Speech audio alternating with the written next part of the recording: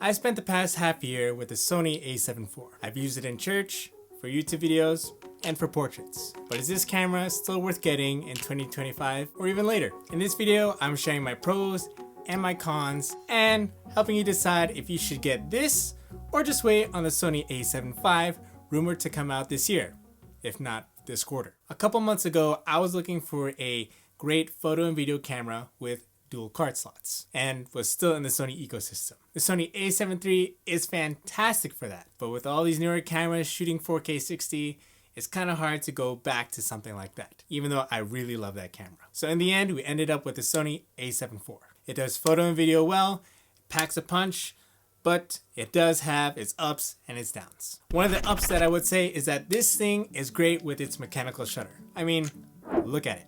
It's beautiful. And it protects the sensor whenever it is not mounted to a lens, or at least when it's off. By the way, this body cap is by Condor Blue, and I'll leave a link to it in the description because I often get questions on this. You see, before using the A7 IV and the A6700, I was using two FX30s. One for photo, one for video, or vice versa. Or both photo, both video, whatever. One of the biggest problems that I had when using the Sony FX30 as a photo camera was when I was doing photos in church. Because it doesn't have a mechanical shutter like the Sony A7 IV, it would lead to things like banding, which are like these dark and white, or at least brighter bands in your photos. And to avoid that, I would have to use slower shutter speeds, which is having your photos more prone to blur. Didn't want that. Now that I use the A7 IV, the photos are great and I can crank up the shutter as much as I want or as low as I want and still not have to worry about banding. In addition to that, the A7 IV is also giving me more range to my lenses because I can go ahead in super 35mm mode and just punch in for both photo and video. When it comes to video, I tend to use 4K 24 punched in instead of using 4K 60 punched in for what I need. It costs less storage to use 4K 24, and also I don't need 4K 60 for what I'm using it for. Another thing that I appreciate about the Sony A7 IV is the low light performance. It's not the main reason why I got this, but another sup of light can't hurt. When I first started using this camera, I exclusively used it with the Tamron 28 to 75mm lens, usually at 75mm. That lens was great value for the price, and I think even on Black Friday it was like off $100, so that was even great for that. But because I was desiring more range out of my lens,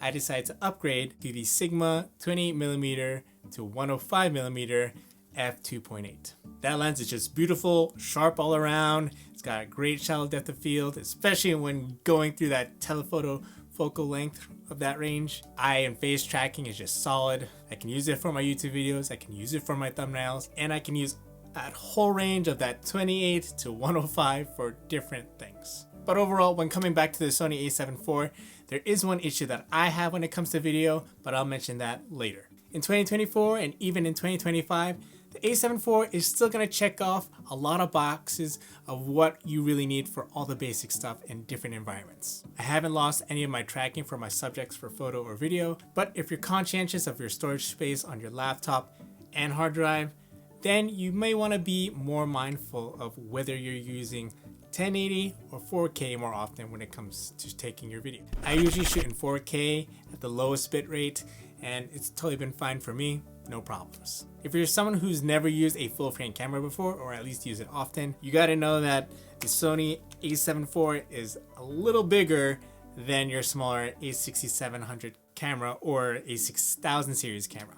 You're getting a bigger grip, your viewfinder is a little bigger, you're getting a 7K sensor out of this thing, so that's awesome. Even your 1080 footage is still gonna look nice and clean, and it's gonna be a little sharper than what you're using at 1080 on your A6000 series cameras. If you're not using the Sony A67000, you will appreciate the A7 IV and its mode switching just like it has on that camera. It's just like a simple dial thing. You don't have to go through the menu.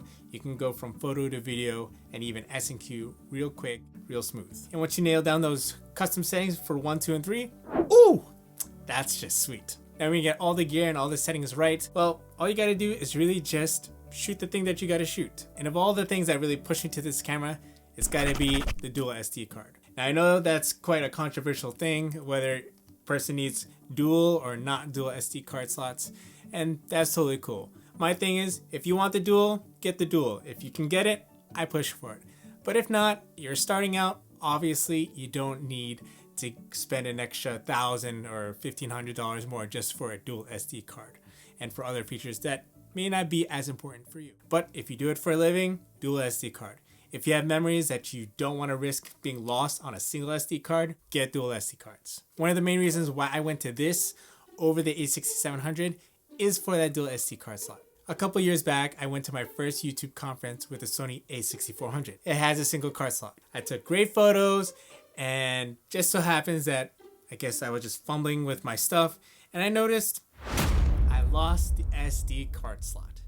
And I never found it until like 2 years later. Now, I'm not trying to instill fear in you. I'm just saying that is what happened to me, and I need to foolproof my camera, my photo, my videos against myself. If you're organized, don't worry, you're good. But as much praise as this camera is already getting for its dual SD card slot, its tracking, and its overall performance when it comes to having a great sensor, we still gotta talk about two more things, which is the battery life and overheating. When it comes to photography, this camera will last all day, no problems.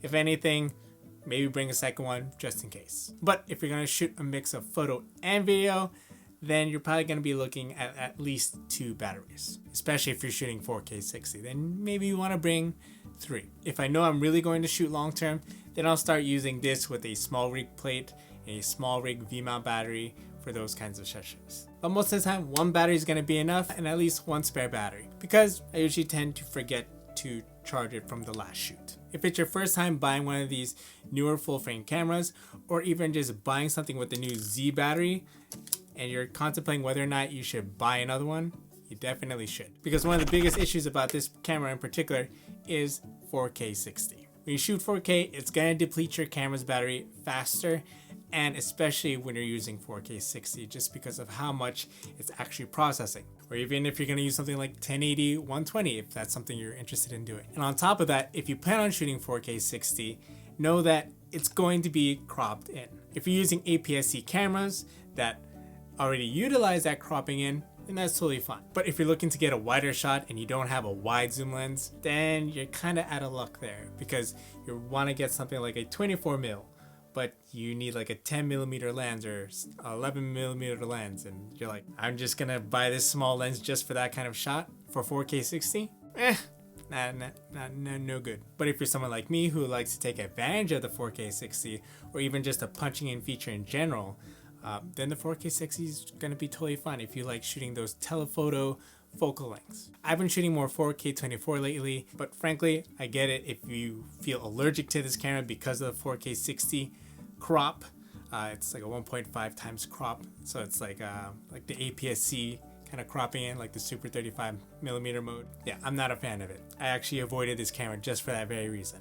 But I wanted the mechanical shutter, and I wanted the dual slots more. I just stick to 4K 24, and I just forget that this thing even has a crop in 4K 60. Another thing that kind of irks me though about this camera is that it was released at a time where it doesn't have burn-in LUTs. Unlike my Sony FX30, it allows for LUT specific previews, and it even allows for burning in your LUTs to your footage. So you can go ahead and skip that color grading process in the end, especially if you're shooting for something like YouTube or whatever kind of video project, and just have it all dialed in, especially if you're in a controlled studio space like my bedroom, like your apartment or house, whatever. Although this generation of Sony cameras provide S-Log 3 and is great for general use and matching footage between different cameras, it's pretty uniform, and I don't have any issues with matching this with that. Maybe just a couple differences between my FX30 and my Sony A7IV, but I still can't get past the idea that I can't burn in my LUTs in this camera. So for now,